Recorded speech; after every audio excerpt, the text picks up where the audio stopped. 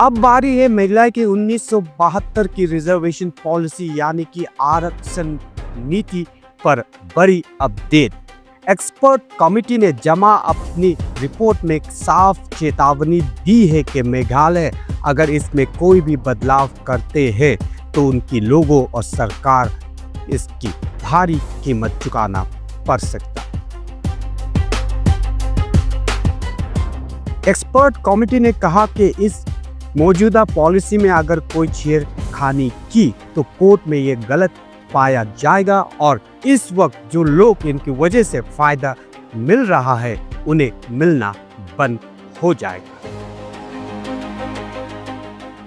सीधी बात है कि 1972 के सुप्रीम कोर्ट की इंदिरा स्वामी जजमेंट की पहले से ये पॉलिसी मौजूद है और इसे इस वक्त किसी भी तरह से बदलना या बदलाव करने की सुझाव भी इसे रद्द करवा सकता है।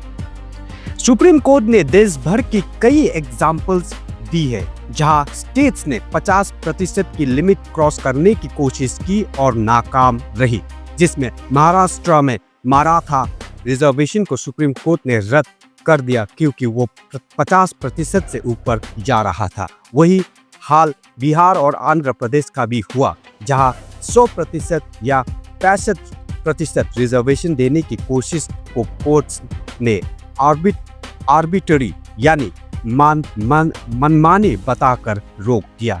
इन सब केसेस से एक ही सबक मिलता है, रिजर्वेशन सिर्फ पॉपुलेशन के हिसाब से नहीं दिया जा सकता है।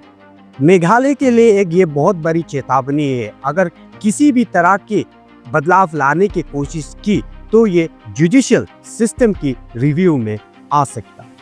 इसका मतलब साफ है कि जो बहुत बैकवर्ड क्लासों को इससे फायदा मिल रहा है वो भी बंद हो जाएगा। कोर्ट के पुराने फैसले बताते हैं कि इस पॉलिसी में 50% सीलिंग लिमिट को तोड़ना नामुमकिन है, चाहे क्राइटेरिया कोई भी हो।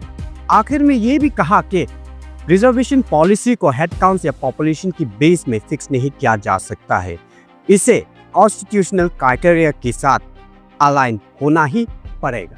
एक्सपर्ट कमेटी ने कहा कि स्टेटस को बना के रखना ही सबके लिए फायदेमंद होगा। अगर स्टेक होल्डर्स ज्यादा की मांग की या तो फिर इसमें कुछ बदलाव करने की कोशिश भी की तो जुडिशियल स्क्रूटनी हो सकता है। अब देखना यह है कि क्या मेघालय की सरकार और जनता इस एक्सपर्ट कमेटी के सुझाव को मानते हैं। मैं मन्ना संगमा, आपकी अपनी लठवा न्यूज से।